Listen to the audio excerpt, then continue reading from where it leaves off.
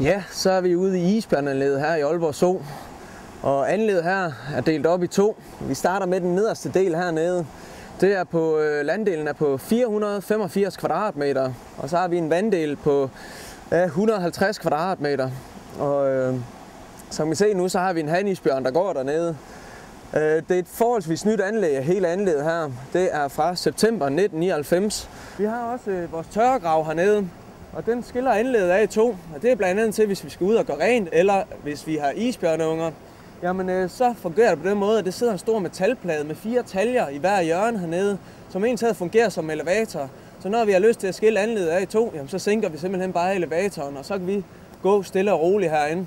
Det har tit en sjov effekt på folk, fordi at, det er egentlig bygget op på den måde anlægget her, at når man står hernede og kigger, så ligner egentlig vandløbet, det kører hele vejen ned igennem. Det er det, man kalder et skjult indkig dernede. Så tit så har vi folk løbende rundt omkring anlægget her, for de kan altså ikke forstå, hvordan vi kan gå herinde, når isbjørnen også er her. Men det er altså bare snyd og bedrag. Den del af anlægget, vi er i nu, det er det, vi kalder en lille andel. Den er på 400 kvadratmeter. Den har et lille vandbassin her bagved, og en lille hule hernede, som isbjørnen godt nok ikke bruger specielt meget. Det vand, vi bruger her i isbjørneanlægget i Aalborg Zoo, det er saltvand. Det kan godt være flere forskellige årsager. For det første, så bruger vi ozon til at holde vores vand rent med, eller blandt andet ozon til at holde vores vand rent med. Det, der er godt ved ozon, det er egentlig, at ozon det er bare et iltmolekyle, hvor der kommer en ekstra elektron på. Når det kommer i forbindelse med sådan noget saltvand, så samler det de her proteiner, det man kalder æggehvidestoffer, som ligger i vandet. Det centrifugerer vi så, det man kalder en proteinskimmer. Og der bliver alle de her proteiner, de bliver til sådan en slags skum. Og man kender det selv fra, når man har været ved Vesterhavet efter en rigtig god efterårsstorm, så ligger der altså også de her hvide skumklatter. Så det er egentlig et fænomen, vi har bare taget fra naturen selv, og så puttet det ind i anlægget her. Det smarte ved ozonen, det er, at når det har været i gang med vandet, og det bliver det, man kalder afgasset igen, jamen så springer den her ekstra elektron bare fra, og så bliver det bare til et iltmolekyle igen. En anden ting, som er godt ved saltvand, det er for vores bjørns skyld. I kender godt, hvis man har været i en tur i svømmehallen, alt det her klor, det sviger godt i øjnene bagefter. Og isbjørn, de kan rigtig godt lide at have øjnene åbne under vand, så det er det samme for dem. Det er rigtig hårdt ved slimhinderne. Og der er sådan noget som saltvand, det er altså meget bedre. Og det kender de fleste folk også, når de har været en tur ved havet og badet i saltvandet. Det sviger altså ikke på samme måde i øjnene her. Så derfor bruger vi saltvand heri.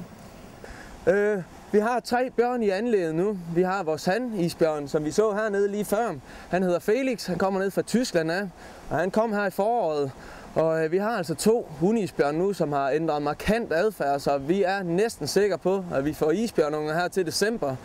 Isbjørn har det, man kalder forskudt drægtighed, så det vil sige, at når de bliver parret først på året, så lader de kun fosteret nå en vis størrelse. Så sætter det simpelthen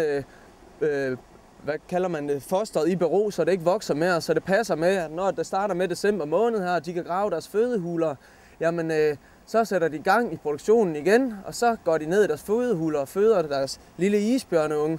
Og for det meste er den ikke større end cirka de her 500-600 gram, altså sådan en stor rotte. Og så ligger den ellers de her 3 måneder nede i isbjørnehulen her og får den her gode, fede isbjørnemælk.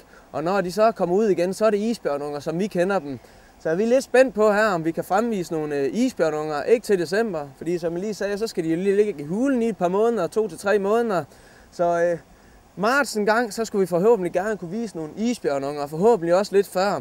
Sidst vi havde isbjørnungen her, det er den ene af vores hunder. Malika hedder hun. Hun er her stadigvæk i anlægget, så det bliver lidt sjovt, hvis hun også får unger her.